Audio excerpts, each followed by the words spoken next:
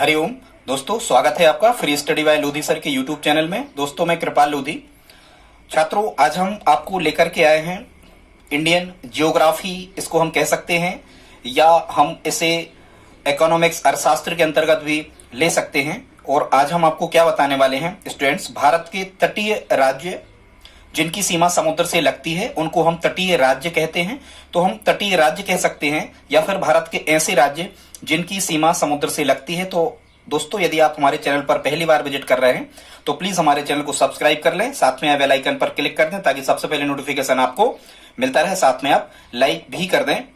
दोस्तों, आप किसी भी प्रकार की कॉम्पिटिटिव एग्जाम की तैयारी कर रहे हैं, चाहे वो सेंट्रल लेवल का हो, चाहे वो स्टेट लेवल का हो, और यदि उसमें जीके पूछा जाना है तो निश्चित रूप से यहां से जब कभी एक प्रश्न पूछ लिया जाता है कि भारत के कौन कौन से राज्य समुद्र से लगते हैं, या सीमा समुद्र से लगती है या नहीं लगती है। ठीक है स्टूडेंट्स, तो या तो लगती है और आपको 4 ऑप्शन दे देते हैं, या नहीं लगती पूछ लेते हैं, या फिर किस राज्य की सीमा सबसे ज्यादा लगती है, किस राज्य की सबसे कम लगती है। इस टाइप के क्वेश्चन आपसे पूछे जाते हैं। तो ठीक है दोस्तों, आइए प्रारंभ करते हैं आज का टॉपिक।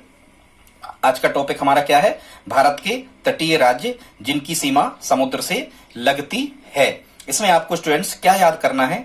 सबसे पहले तो आपको यह याद करना है कि कौन सा राज्य ऐसा है जिसकी सीमा समुद्र से सबसे ज्यादा लगती है। तो आपको ध्यान में रखना है गुजरात, क्योंकि इसकी स्पेलिंग भी बड़ी है, इसी को हमें याद रखना है। क्या रखना है? गुजरात। और स्टूडेंट्स, गुजरात राज्य की सीमा सबसे ज्यादा समुद्र से लगती है, और जो गुजरात राज्य है इसकी 1214 मतलब 1214 किलोमीटर जो सीमा है वो सबसे ज्यादा समुद्र से लगती है। लेकिन क्षेत्रफल में समुद्र से लगने वाला जो सबसे बड़ा राज्य है वो है महाराष्ट्र। क्षेत्रफल की दृष्टि से महाराष्ट्र है जो समुद्र से लगा हुआ है सबसे बड़ा राज्य, लेकिन तटीय सीमा सबसे ज्यादा गुजरात की लगती है 1214 किलोमीटर दोस्तों।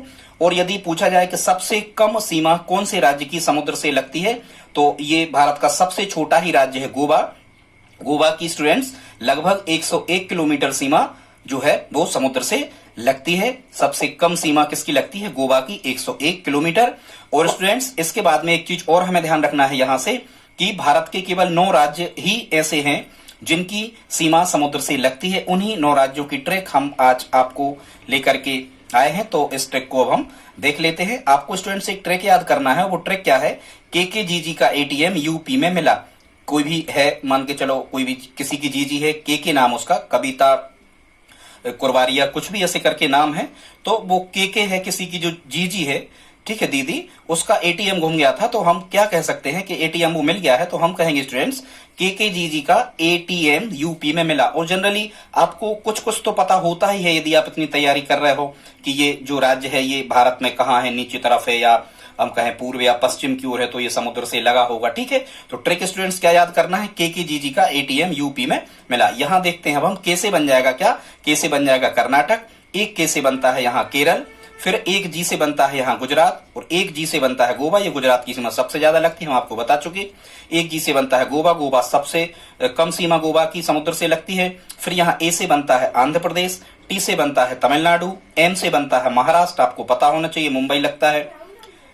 ठीक है, तो एम से बनता है महाराष्ट्र, यू यहां पर यूपी नहीं है स्टूडेंट्स, जरा ध्यान से सुनना है। यू से बनता है यहां पर उड़ीसा, और पी से बनता है पश्चिम बंगाल। तो ठीक है स्टूडेंट्स, आप समझ गए, ये 9 राज्य लिखे हैं: कर्नाटक, केरल, गुजरात, गोवा, आंध्र प्रदेश, तमिलनाडु, महाराष्ट्र, उड़ीसा और पश्चिम बंगाल।